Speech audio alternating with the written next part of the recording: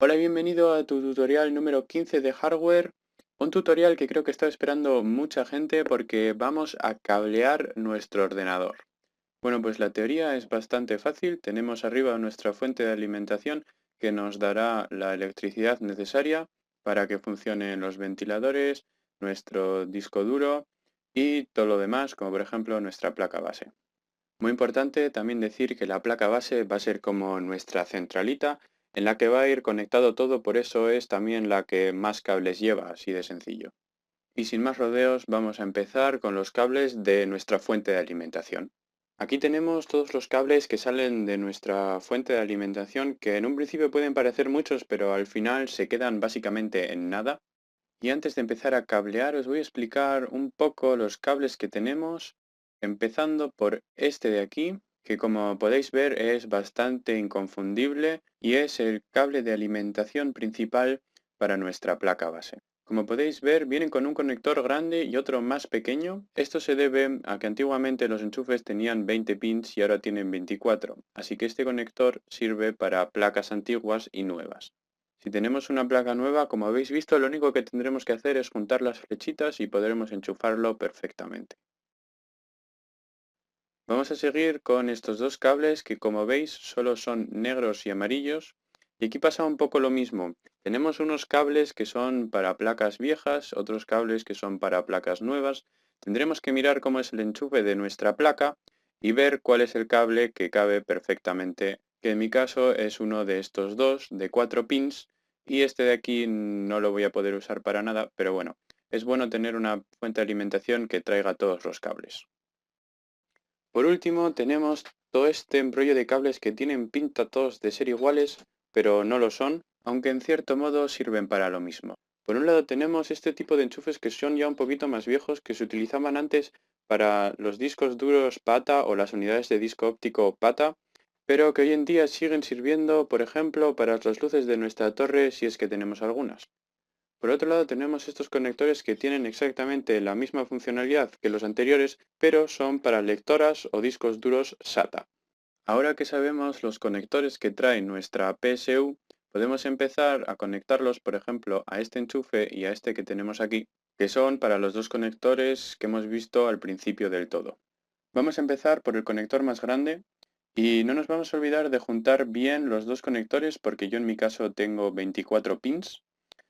Y después de haberlos juntado bien, que las flechas queden bien juntas, lo mantenemos bien presionado con dos dedos y ya solo quedaría enchufarlo presionando ligeramente hasta que oigamos un clic. Después de esto podremos tirar del cable ligeramente pero con mucho cuidado para verificar que este está bien sujeto. Ahora vamos a pasar al otro conector de los 4 pins, que como veis, dos de los pins son cuadrados y los otros dos tienen una parte redonda. De esta forma sabremos cómo colocar nuestro conector en el enchufe. Al igual que con el otro enchufe, solo hay una forma de meterlo y haciendo ligera presión en algún momento deberíamos oír un clic y en ese momento estará perfectamente enchufado. Si tenemos un segundo cable, como es en mi caso, lo pondremos al lado para que no tambalee por ahí y para que no moleste. Ahora que ya tenemos hecha la conexión entre nuestra PSU y la placa base, vamos a ver cómo conectar a la PSU los dispositivos SATA y cómo conectar los dispositivos SATA a nuestra placa base. Aquí tenemos los conectores que ya hemos visto antes, que irán directos desde nuestra PSU a nuestro disco duro SATA o a nuestra unidad de disco óptico SATA. Aquí tenemos un disco duro SATA con estos dos conectores, uno el grande para la PSU y el pequeño para la conexión hacia nuestra placa base. Tanto el enchufe como el conector tienen una ligera forma de L, así que solo hay una forma de enchufarlos. Como en las conexiones anteriores, hacer una ligera presión debería ser suficiente para lograr enchufar bien el cable. En alguna parte de vuestra placa base encontraréis los conectores SATA, que suelen estar todos juntos y si no los encontráis podéis mirar en vuestro manual de instrucciones porque ahí dentro pone dónde están. Y ahora usaremos uno de ellos para establecer la conexión entre nuestro disco duro y la placa base. Para ello usaremos uno de nuestros cables SATA enchufándolo a nuestro disco duro. El otro conector de nuestro cable es el que va en el enchufe de nuestra placa base. Estos enchufes SATA suelen estar numerados y yo siempre procuro usar el 1, pero nunca he tenido ningún problema si he enchufado en el 2 o en el 3 sin haber usado el 1 primero.